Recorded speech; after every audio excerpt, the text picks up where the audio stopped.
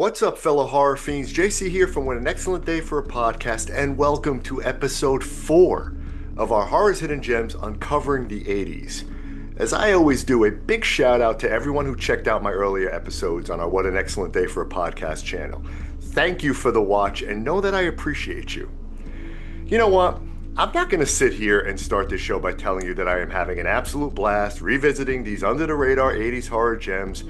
I think that shit is now understood, given the fact I say it every friggin' episode. Pretty sure that statement has been fucking ingrained in the psyche already. I think you all get the gist of my enjoyment here doing this show.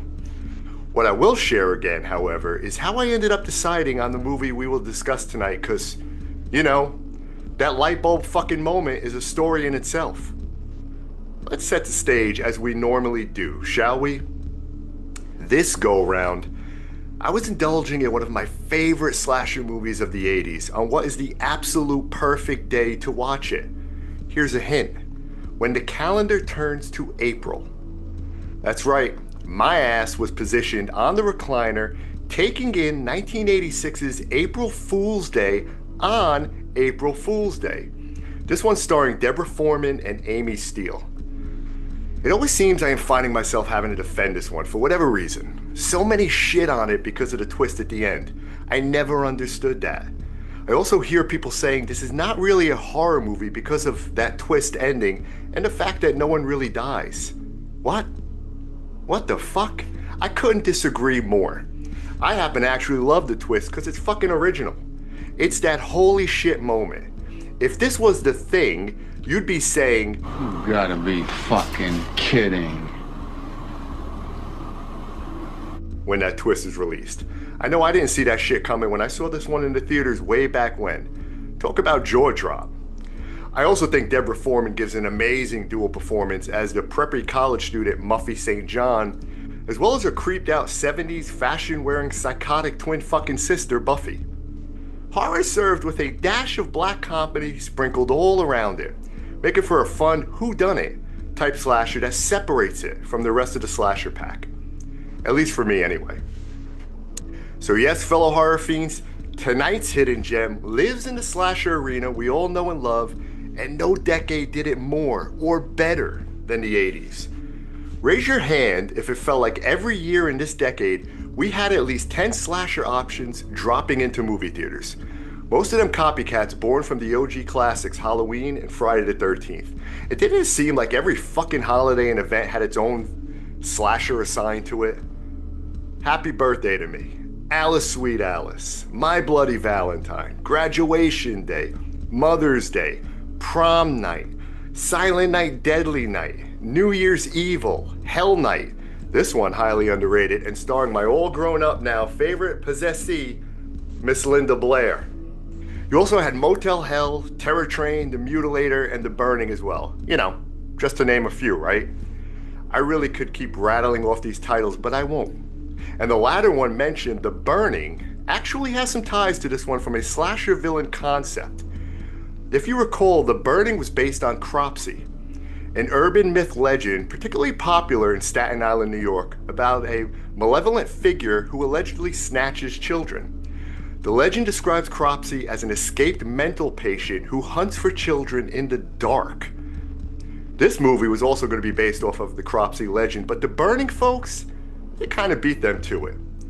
So fellow horror fiends, with that in mind, tonight we gather around the campfire and we begin our story with Legend Has It. But we dare not say his name, not even in the slightest of whispers, for fear that no matter where he is, he will hear you, and he will come for you. And Madman Mars will be the last word you ever fucking speak. Now settle in as Horror's Hidden Gems uncovers 1981's Joe Giannone's slasher titled Madman.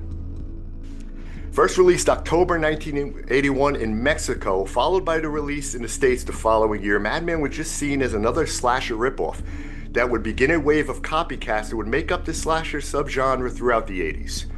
I first heard of this movie as a young age. I remember this dude and his girlfriend talking about it while a bunch of us were hanging out listening to music at a park late one night. Yes, that is what we all did in the 80s, my friends. And damn, I miss those days.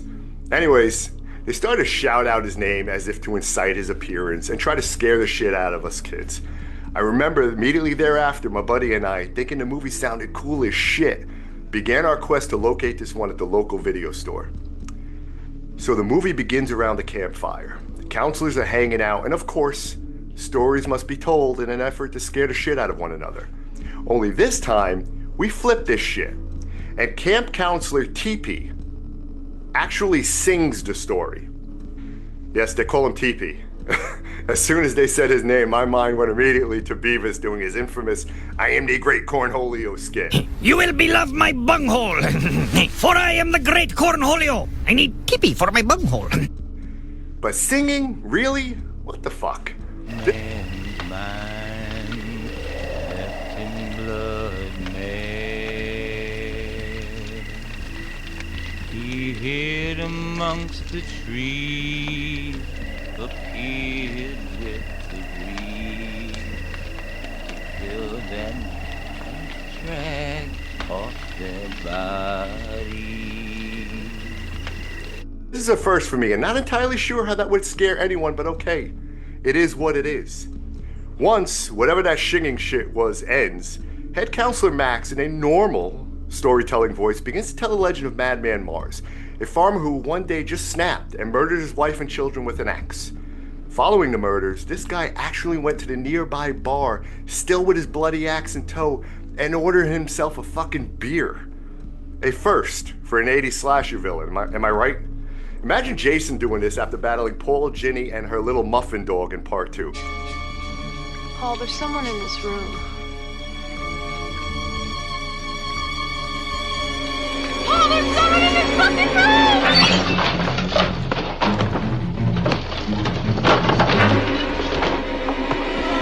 God. Paul?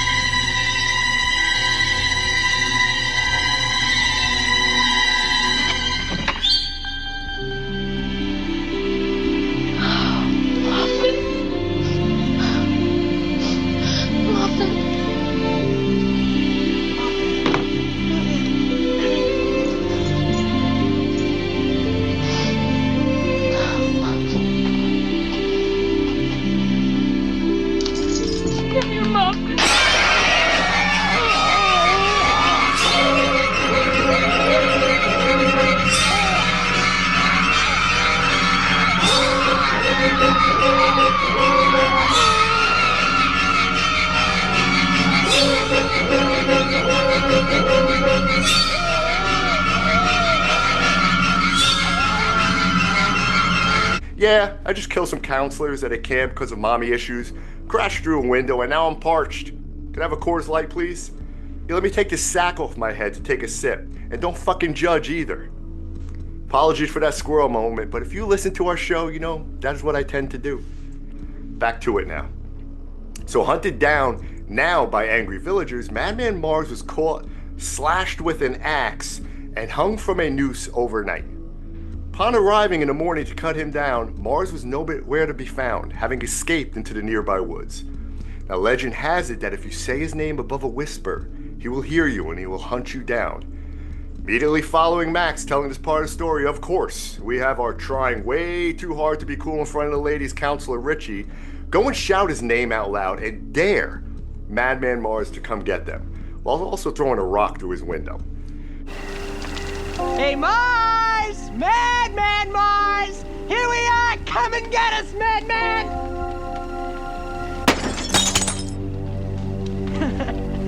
Madman Mars! It's funny how Max tries to clean it all up by apologizing for Richie's actions. Yeah, that'll fucking work. He didn't mean it, Mars! He's young and foolish and doesn't know what he's doing. Stay where you are. We mean you no harm. Let's hope that stopped him in time. If not, no one is safe in the woods tonight. Careful what you wish for, Chooch boy, as now we begin to see the silhouette of Mars in the trees following the group. And from here on out, we go full-blown slasher in the woods horror as Madman Mars looks to stalk and kill those who summoned him. And give it up for my guy Mars. This slasher is no lumbering, stumbling fool. He's an agile fucker.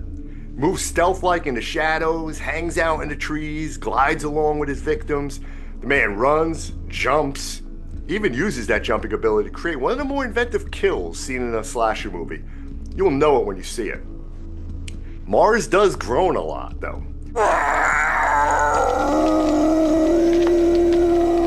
I swear to God, from his sounds, size, movement, and that Vince Neil shout at the devil fucking hairdo, you would think you were watching a fucking Sasquatch movie.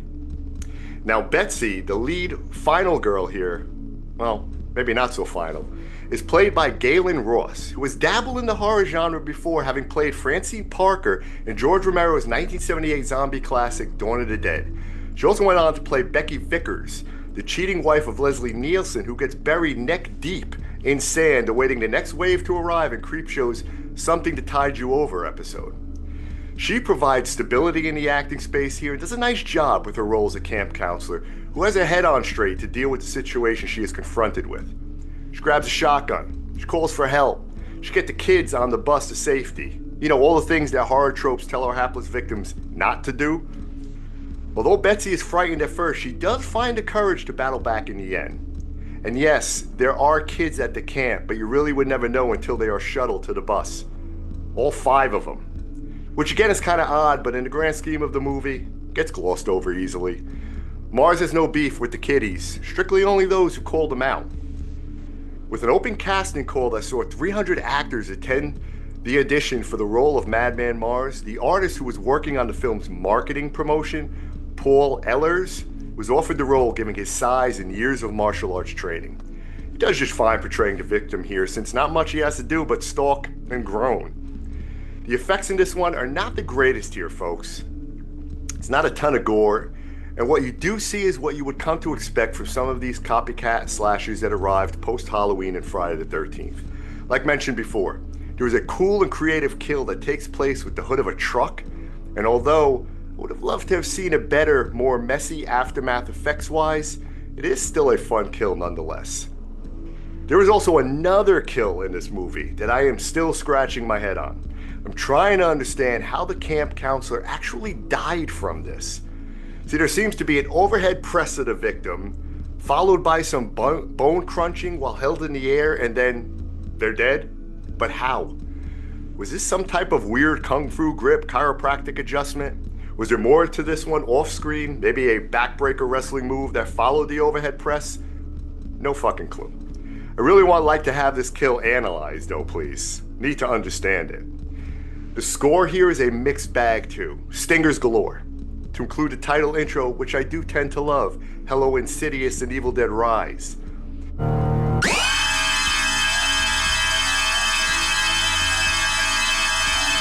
I guess there was a song created for Madman Mars himself and is played toward the end credits when the camera highlights Mars's victim trophy room.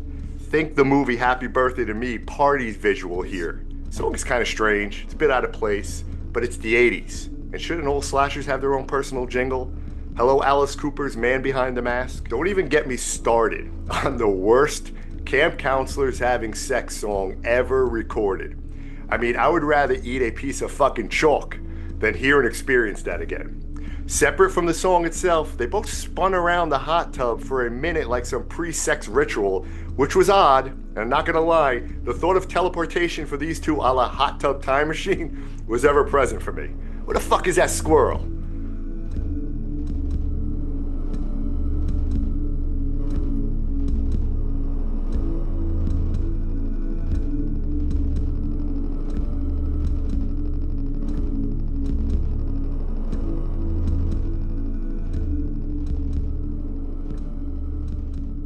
All good though, scenes and songs like this is what makes 80s horror great though.